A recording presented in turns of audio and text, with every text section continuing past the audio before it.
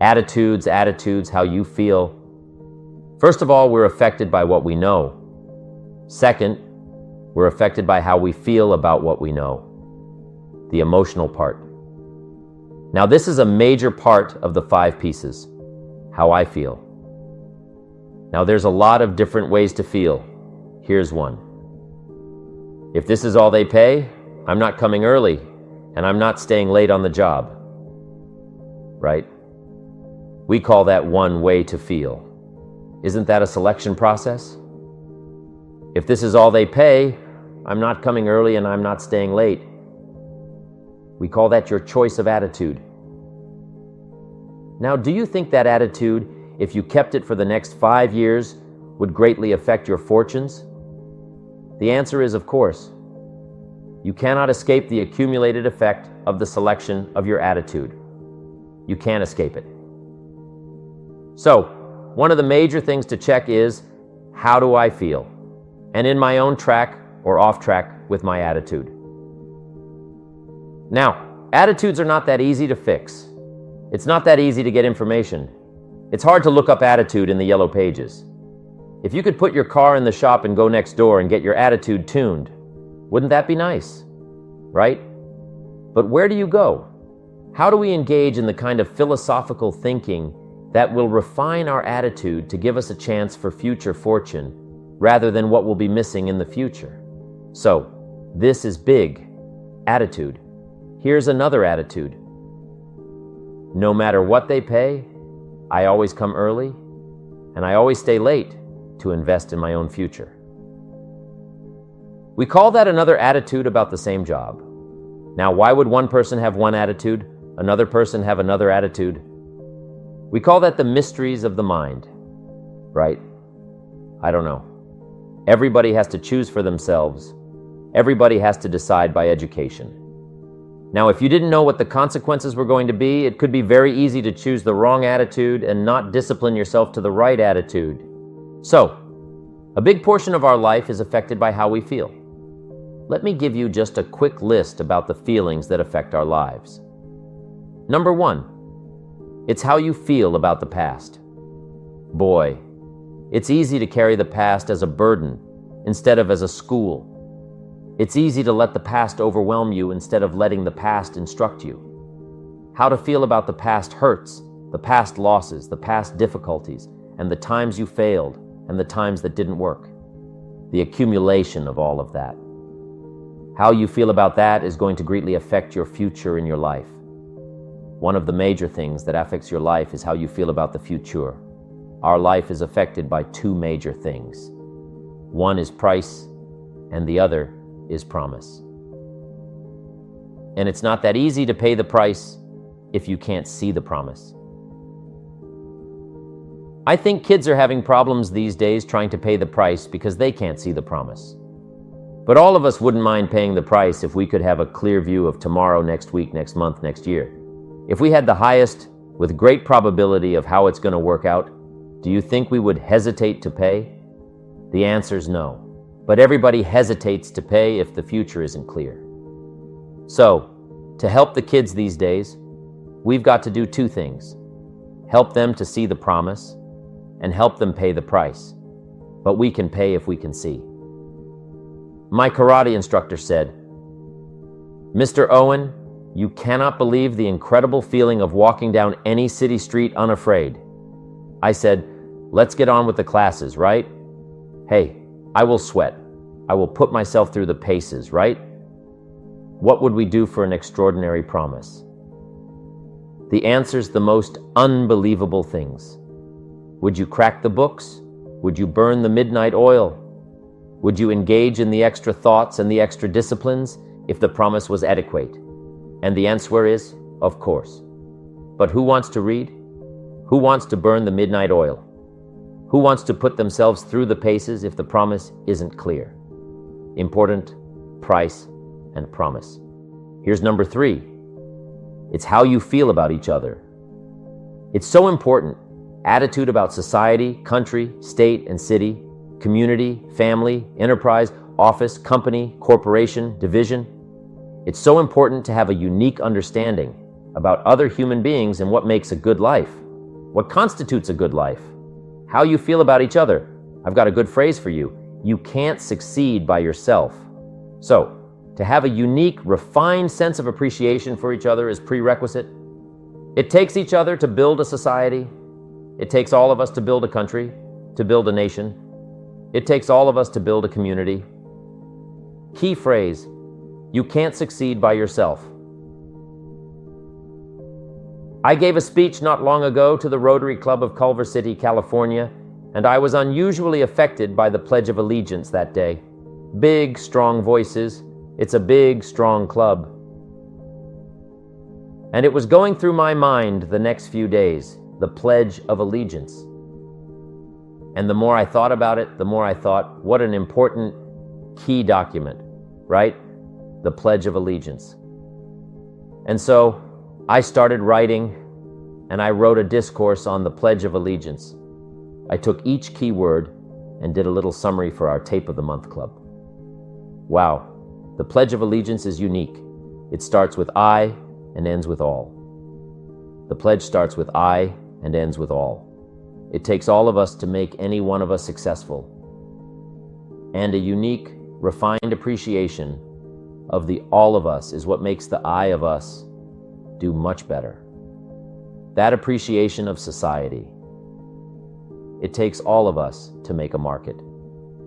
We need each other's ideas and inspiration. And once you have that sense of appreciation of the all of us, now you and your place and your possibilities and your opportunities now start to really soar when you understand how important it is within the framework of the all of us. So, you can't succeed by yourself. It's hard to find a rich hermit. Now here's the big biggie. It's how you feel about yourself. That's a major understanding. Self-worth is the beginning of progress. How valuable are you? What could you do if you had all the skills? If you took the extra classes and burned the midnight oil, what could you do? What true value could you become? That is one of the better exercises. What could I become in terms of value? What could I really do in the marketplace, in enterprise, family, home, love, experience, marriage, friendship? How valuable could I become? Am I valuable enough to work on what all is still not functioning in my life to full capacity? If I'm operating at 20%, what could I possibly do with the other 80%? And do I have it in knowledge and worth, value and experience? Once you start understanding this part of you, understanding how valuable you are, it is a whole new experience understanding self-worth. Attitude plays a big, major part in how our life works out. It's never that pleasant to talk about the negative, but we've got to talk about it because life is part negative. These attitude diseases are like weeds that grow in the garden. It's a normal part of life. Here's a good phrase to note. Negative is normal. It's not successful, but it's normal. It's part of life. And here's the next key, in my opinion. You must learn to handle the negative. Don't ignore it. Handle it. Now, I know some people teach the other way. And listen to them, and listen to me. And then make up your own mind, right? Don't be a follower. Be a student. But I say you've got to handle the negative. You don't have to live in it. You don't have to dwell on it. But you do have to handle it, in my opinion. I know some people teach, just turn your head real quick and say, there's no weeds, just no weeds. They'll take your garden. So, you've got to handle the negative. Here's what part of it is. It's called The Great War Between Good and Evil. Mr. Reynolds and I are working on a new book this year called The Great War Between Good and Evil. And there is a war on the minute you were born. You got involved in the war between good and evil, between darkness and light, between negative and positive, between evil and good, between tyranny and democracy, between weeds and human activity. I mean, the war is on. If democracy sleeps, guess who never sleeps? Tyranny. In the absence of light, guess what's automatic? Darkness.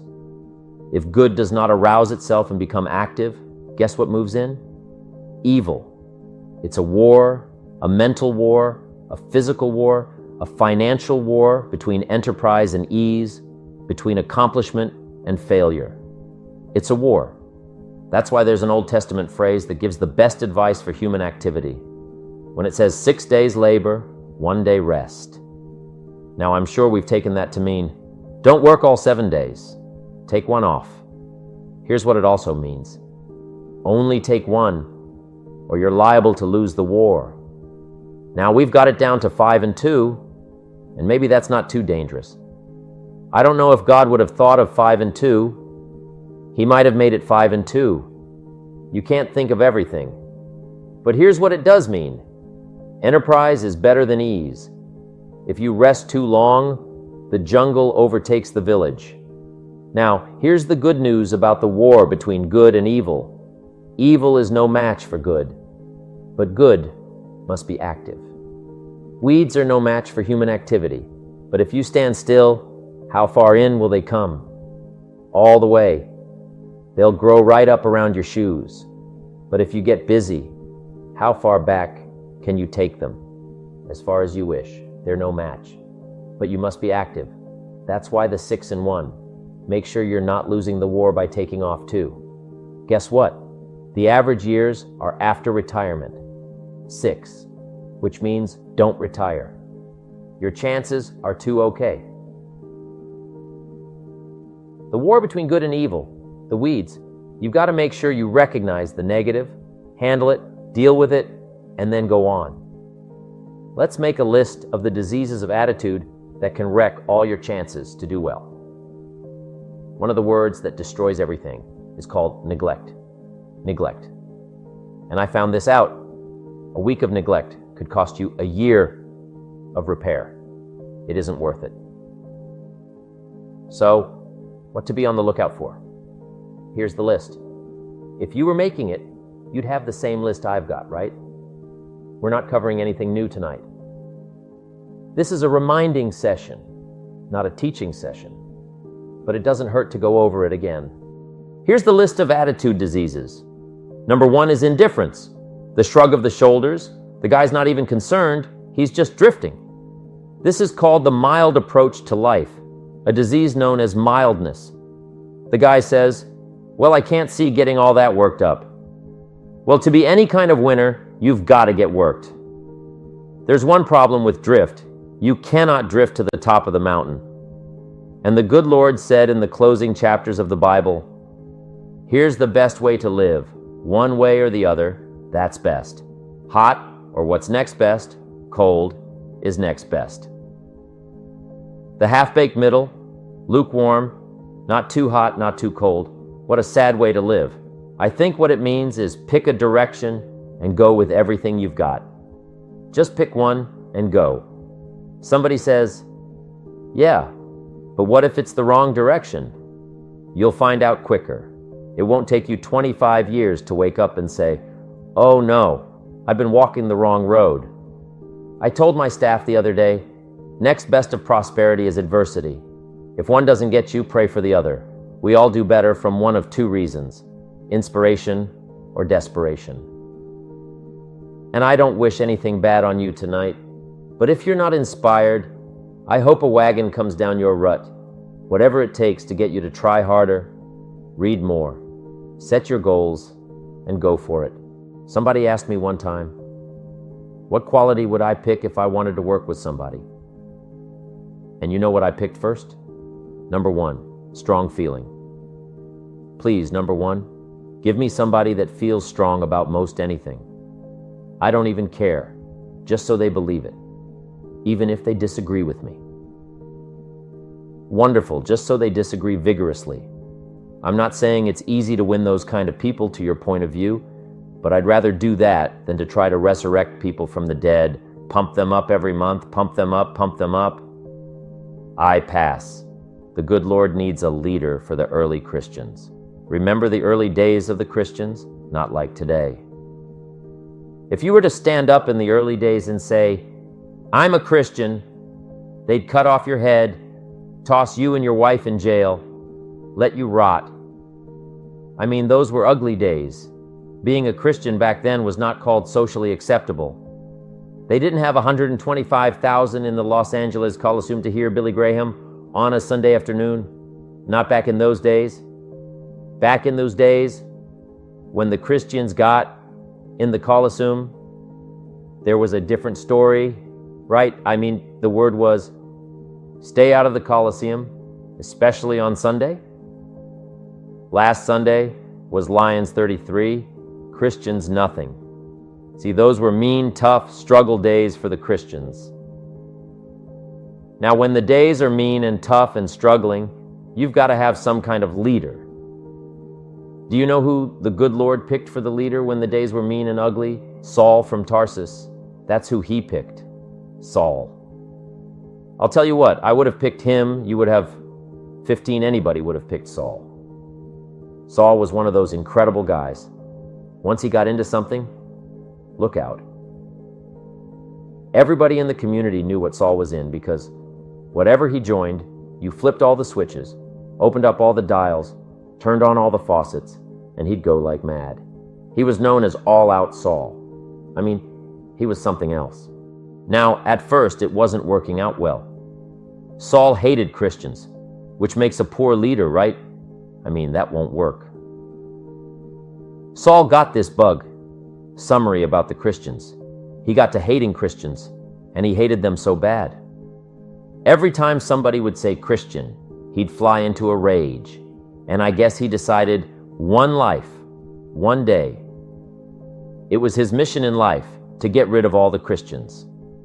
He was Saul anyhow. He could do most anything he wanted to. So he got him these letters of authority to go around to the various communities and hunt down the Christians. They said, do whatever you want to with them, Saul. They're unpopular anyhow. Drag them in the streets, whip them, stone them, torture, kill them. You mentioned the name Saul from Tarsus to the early Christians. I'll tell you what they would do. They would burn, hide, lock the doors, leave town, dive underground. I've been in the catacombs of Rome where they hid. He was me. I mean, terribly mean. But remember the story. One day, Saul's making the for Damascus, heard about some new Christians, flies into a rage, takes off from Damascus, and the story said he was angry. There's a little sentence in the story that says, on his way to Damascus, he was breathing out threatenings and slaughter, which meant he felt rather strong about the idea, right? That's strong. That's strong. But on this journey, right? According to the story, as Saul was making his way to Damascus, the good Lord looks down out of heaven and says, there's my man Saul. He's got to be something else. And according to the story, this great light shines out of heaven, knocks him flat right off his horse, grinds his face in the dirt, and blinds him for 3 days. The good Lord using recruiting tools we can't use. But when your Lord, right? To make a long story short, Saul from Tarsus becomes converted to Christianity.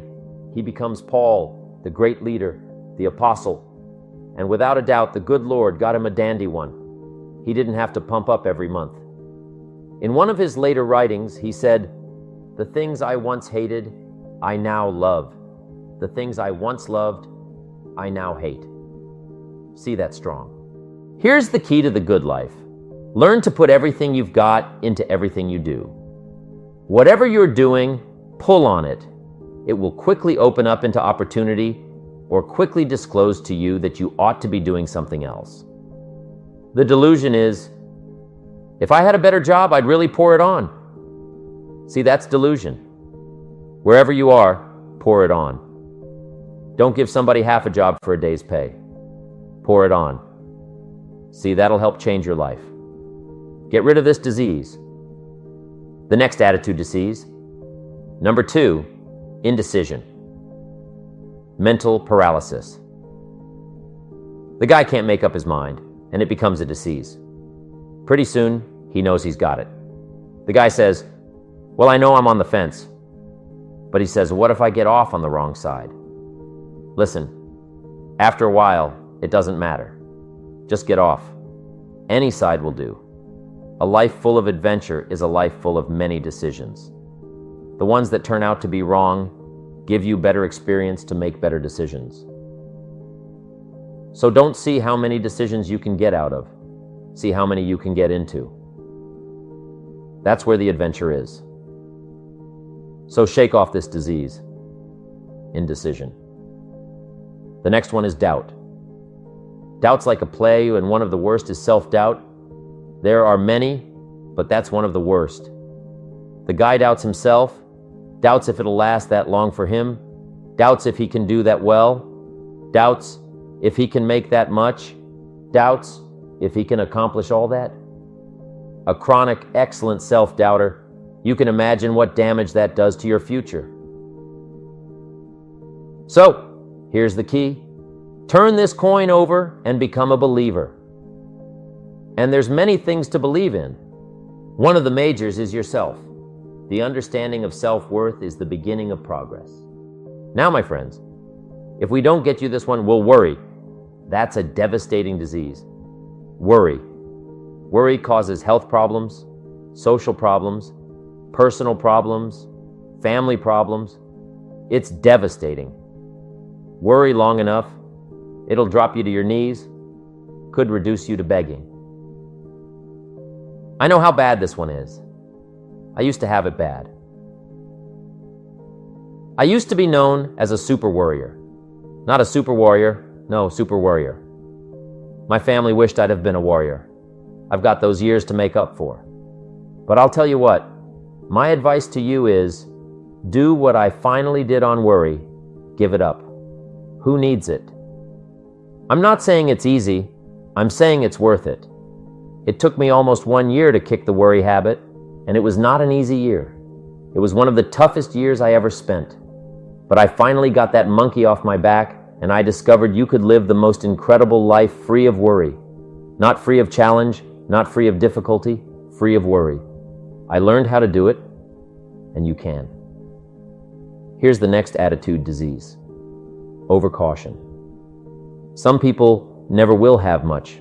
They're too cautious. Now, you can also be too reckless, but you can also be too cautious. This is called the timid approach to life. And my caution was always the risk. Risk used to drive me right up the wall. I used to say, what if this happens? It's called the language of the poor. What if this happens? And on top of that, if this was to happen, look at the fix I'd be in. And I better not try. I could always ask myself out. Then I'll tell you what changed my whole life. When I finally discovered it's all risky. The minute you were born, it got risky.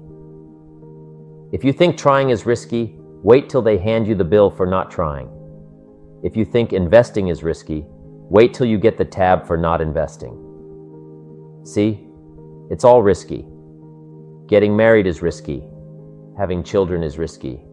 Going into business is risky. Investing your money is risky. It's all risky. I'll tell you how risky life is. You're not going to get out alive. That's risky. The Englishman says, well, if that's the way it's going to work out, let's give it a go. Right? That's what it's for. Give it a go. Somebody says, yeah, but I'm looking for safety and security. Fine. Then huddle in a corner. Who will cover you with a sheet, bring you 3 meals a day, and will protect you, feed you, look after you, care for you? We won't let anything happen to you, and you'll probably live to be 100. The guy said, well, yeah, I'd live to be 100, but what a way to live, right? What a way to live. Safe and secure. Don't ask for security, ask for adventure. Better to live 30 years full of adventure than 100 years safe in the corner. And see, it's not important how long you live. What's important is how you live. Here's the next attitude disease, pessimism. Pessimism, the deadly disease of always looking on the bad side, the problem side, the difficult side, checking all the reasons why it can't be done. The poor pessimist leads an ugly life. He doesn't try to figure out what's right. He tries to figure out what's wrong. He doesn't look for virtue. He looks for faults. And when he finds them, he's delighted. How sad. This is the poor guy who looks out the window, doesn't see the sunset. He sees the specks on the window. And this is the poor guy who rushes to take such leave of his senses. This guy rushes up and he says, "I've got 5 good reasons why it won't work." He's so dumb.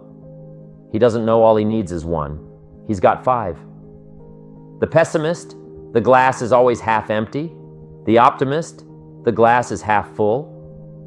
Why would the same measure affect people 2 different ways? Answer: it all depends on how you look at it. Our lives are mostly affected by the way we think things are, not the way they are. The way we think they are affects us most. There's a subject we don't have time to get into tonight, called better thinking habits. One of the major things Mr. Shoaff taught me when I met him, he said poor thinking habits keep most people poor, not poor working habits.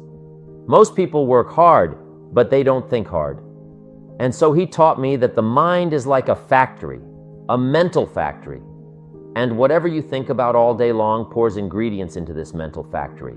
And that's what builds the economic, social, financial fabric of your life. He quoted me a Bible phrase that says, "As you think, so you become." How awesome. When he talked about poor thinking habits, he had me. I used to start the day reading the morning newspaper. I mean, you can believe that or not. I'd get a cup of coffee and read the paper. I'd load up on wars and riots and murders and stabbings and killings and bank robberies and muggings and car wrecks and tragedies. I'd even read the back pages. I seemed to like that stuff for some weird reason. I'd load up on all that, and then I'd start the day. You can imagine the kind of days I used to have. You walk around on your financial knees, they call you economic peewee. The guy says, "I want to be a great leader." Wonderful. The first thing we do is follow him to his house. When we get there, we walk in and check his library. Number 1. Somebody says, "Well, why check his library?" The reason is because what a man reads pours massive ingredients into his mental factory, and the fabric of his life is built from those ingredients. You would not believe what some people have got in their house to read. You would not believe. One of the best dressed up words I know for a lot of it is trash. Can you imagine dumping a bale of trash into this mental factory every day and coming out with a rich, dynamic, positive life? It can't be done. You might as well try making a cake with cement. The kids back in Danbury, Connecticut High School, they're asking me questions one day. I'm talking to the kids. Kids got good questions these days. One of them said to me, "Mr. Owen, how do you build the good life?" I said, "It's simple. It's not easy, but it's simple. Here's how you build anything. Select the right ingredients, keep out the wrong ingredients. And it starts with thought. Everything starts with thought. So, you must be wise and careful what you think about, because that starts everything. You've got to be wise and careful." I asked the kids, "What would happen if somebody dropped sugar in my coffee?" They said, "Well, you'd be okay." I said, "What if somebody dropped strychnine in my coffee?" They said, "Well, you'd be dead." I said, "Correct. Lesson 1. Life is both sugar and strychnine. You've got to be careful." I said, "What if my worst enemy drops in the sugar?" They said, "Well, you'd be okay." I said, "What if my best friend, even by accident, drops in the strychnine?" They said, "Well, you'd be dead." I said, "Correct. Lesson 2. Watch your coffee. You've got to be careful." See, it doesn't matter who hands you the bad stuff. It doesn't matter who you get the bad stuff from. It'll still do its damage on your bank account, wherever you get it. Mr. Shoaff gave me one of the greatest phrases when I first met him, when he said, "Jim, every day, stand guard at the door of your mind." How important, stand guard at the door of your mind, and you decide what goes into your mental factory. Don't let anybody just dump anything they want to in your mental factory, because you've got to live with the results. Enemies of the mind. You've got to do battle with them. In the summer, one is pessimism. which tries to get you only to see the negative side. Of course, there's a negative side. Life is part negative. What else is new, you may ask? If the glass is half empty, it is half empty. Well, I've only been taught to see that it's half full, you might say. Well, sure, it's half full, but it's also half empty. I mean, can't you handle that? I mean, that's not too difficult. But here's what pessimism would try to get you to do. Believe that it's only half empty. And when pessimism comes to your mind, you've got to educate pessimism, because pessimism is stupid. Pessimism tries to get you to believe that it's only half empty.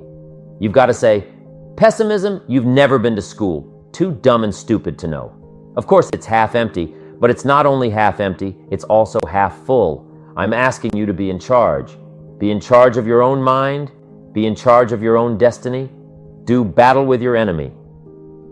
In the summertime, you've got to learn to love like a mother, hate like a father. Give life like a mother. Nourish. Take life like a father. Father says to whatever threatens his family, take 2 or 3 more steps toward this family and threaten them. You'll cease to exist. I'm Father. I kill. Do battle with your enemies now. It's also possible to love like a father, hate like a brother. I'm not saying that it's impossible. Possible. Nothing more dangerous than an angry mother. Love like a father, hate like a mother. Give life like a mother, take life like a father, or however you want to arrange it.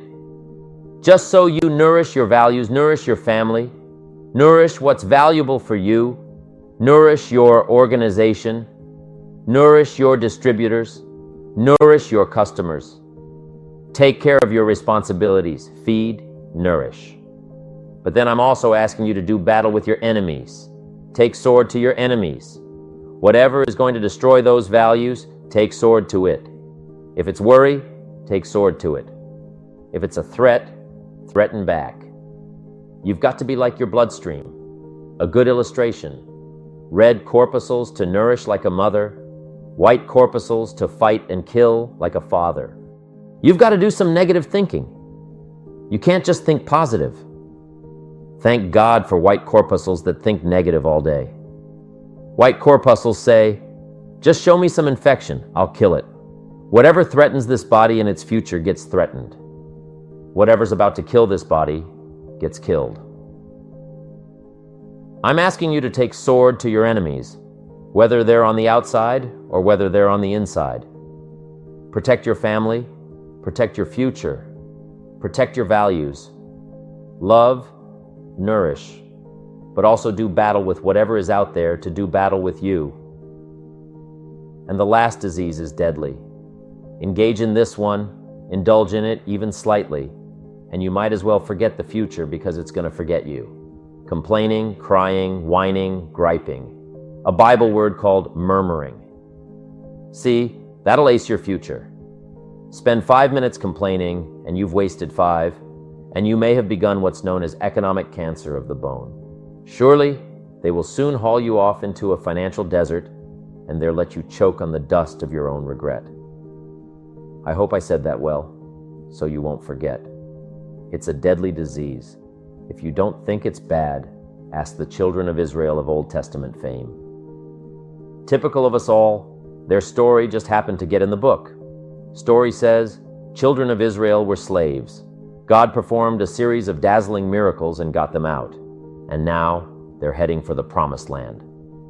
Remember the story, heading for the Promised Land? Tragedy of the story. They never got. The reason, 1, they started to complain. They griped about the water. They griped about the weather. They whined and cried and griped about the food. They griped about the leadership.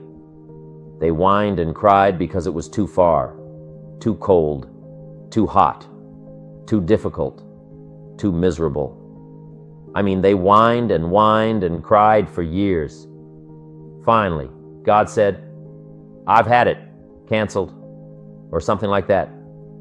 The story says they died in the desert, never got to the Promised Land. which I think means two things.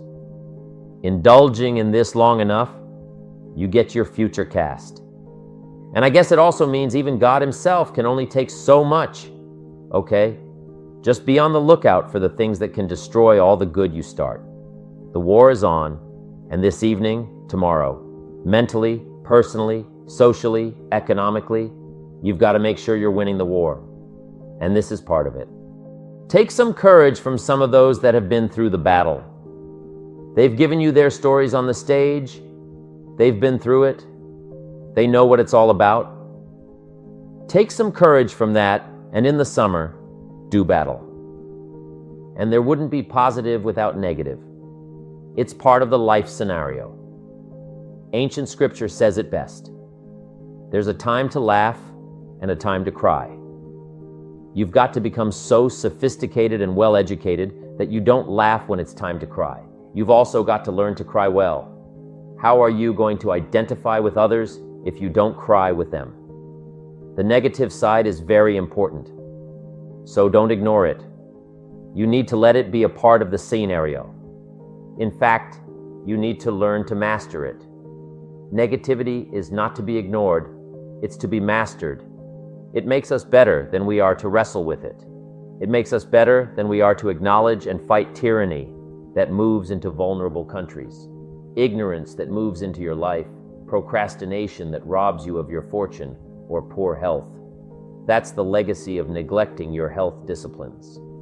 You've got to do battle with the enemies, those outside of you as well as those within. So, learn how to handle the negative. Negativity can actually be a powerful force for change. It plays a key role in the day that turns your life around. There are 4 stages to the day that turns your life around, and the first is disgust. Disgust is a negative emotion, but it can have a very positive, motivating effect. Disgust says, "I've had it." What an important day that could be. I met a beautiful, accomplished, extraordinary woman in New York. She was the vice president of a company I did some work for. I got to know her, and I found out her story. She never went to high school or college. I said, "How did you get here?"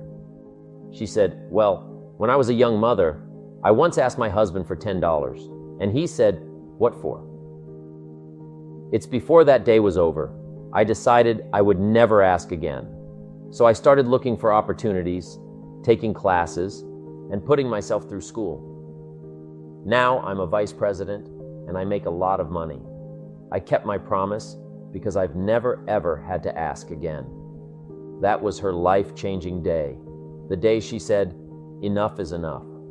The next stage in a life-changing day is decision. If you sat down today and made a list of changes you've decided to make, that list could furnish enough inspiration for the next 5 or 10 years. What an inspiring day, the day you bring yourself to decide to change your life. The third stage is desire, wanting that change badly enough. Sometimes desire waits for a trigger, waits for something to happen. It may be a movie, a seminar, a sermon, a book, a confrontation with an enemy, or a conversation with a friend who finally levels with you. Whatever the experience, it is so valuable. Here's my best advice. Welcome all experiences.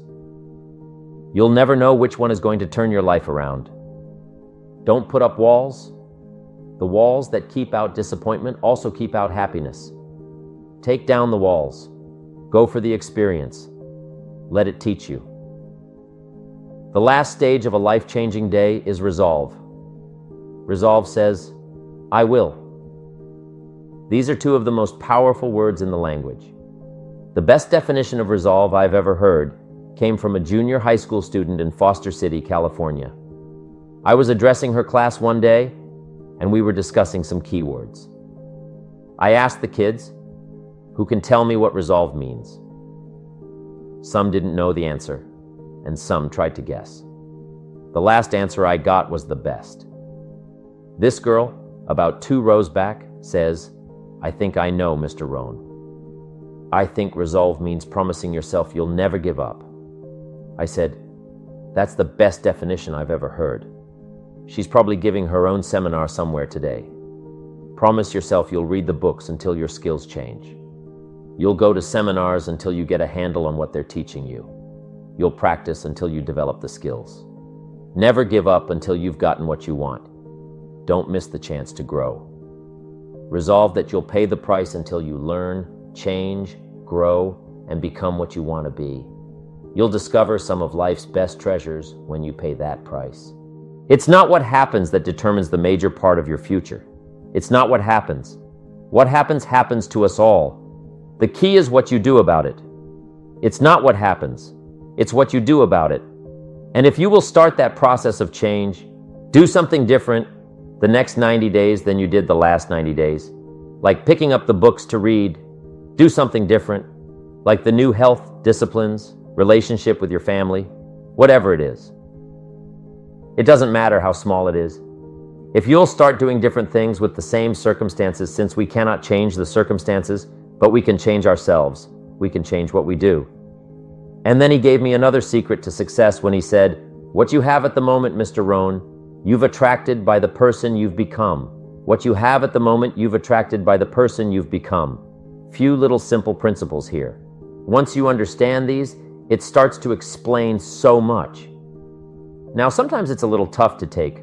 Blaming yourself instead of the marketplace, taking responsibility instead of putting it off on someone else. Those transitions sometimes are a challenging mission, and this one was a little tough for me. He said, "Mister, you've got pennies in your pocket, you've got nothing in the bank, the creditors are calling, you're behind on your promises." And he says, "Here's how that occurs. You've attracted up until now. You've attracted the things to you because of the person you've become." Now I said, "Well, how can I change all that?" He said, "Very simple. If you will change, everything will change for you. You don't have to change what's outside. All you've got to change is what's inside." There are two phrases I'd like you to ponder for a moment. The first is that life and business are like the changing seasons. That's one of the best ways to illustrate life. It's like the seasons that change. Here's the second phrase. You cannot change the seasons, but you can change yourself. Now, with those two key phrases in mind, let's turn to what I consider to be the 4 major lessons in life to learn. The first lesson is this: learn how to handle the winters. They come regularly right after autumn. Some are long, some are short, some are difficult, some are easy, but they always come right after autumn. That is never going to change. There are all kinds of winters. The winter when you can't figure it out. The winter when everything seems to go haywire. One writer called it the winter of discontent.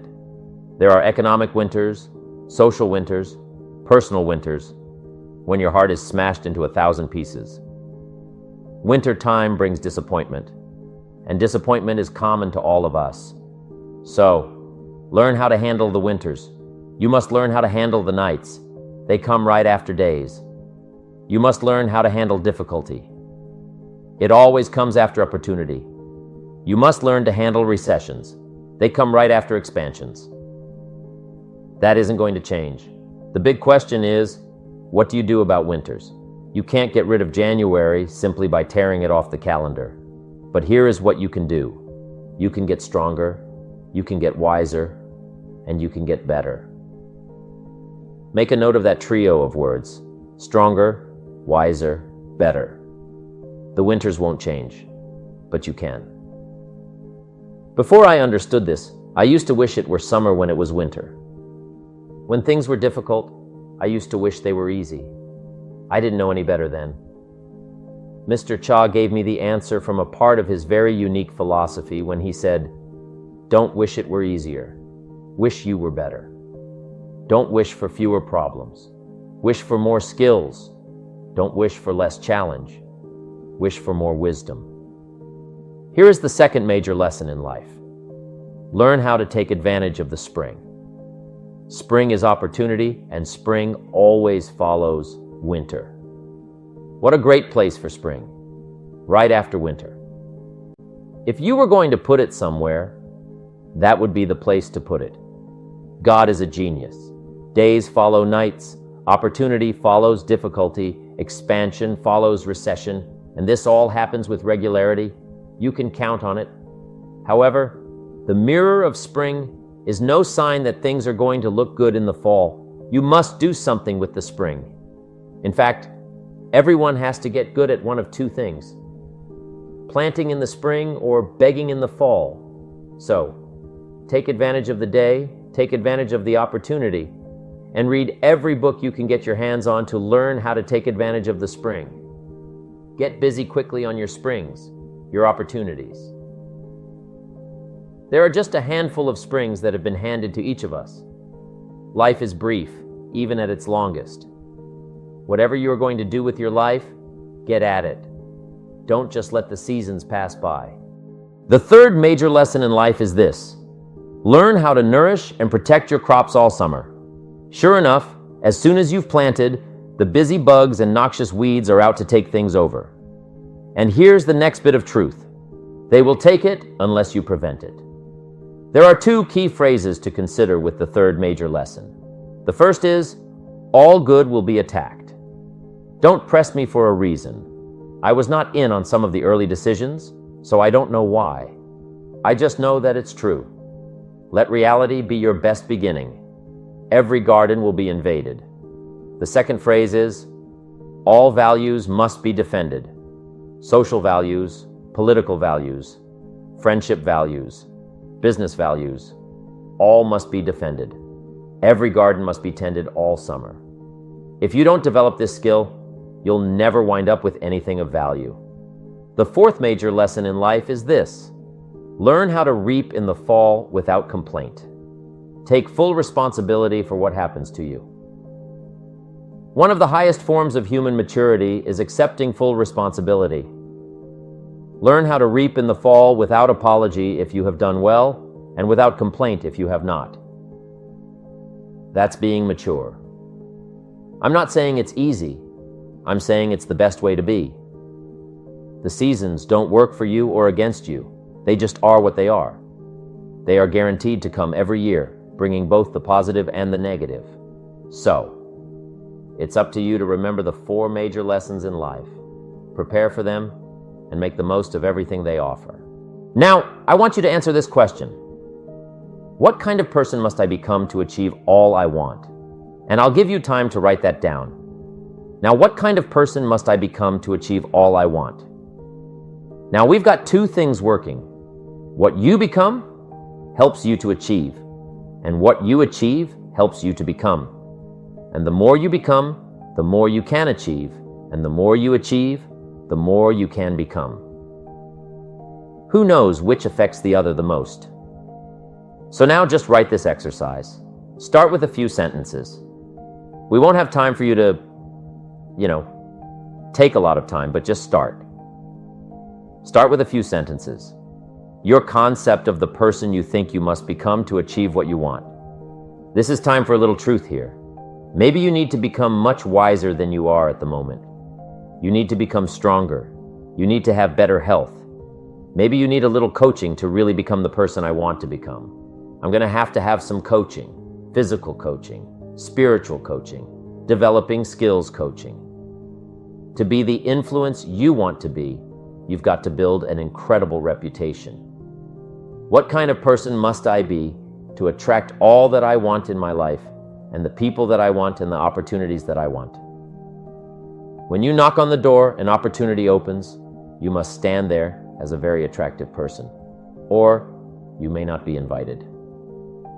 One of the most mysterious and unique phrases that Jesus ever used, here's what he said: I stand at the door and knock. And if you open the door, would you probably invite him in, this extraordinary person? You say, wow, yeah. And he said, if you invite me, I'll come in, sit down, talk things over. For you to be that kind of attractive person, that if you knocked on the door of opportunity and it opened and you stood there, would you be the kind of person that opportunity would say, come right in and sit down, and let's talk about the future?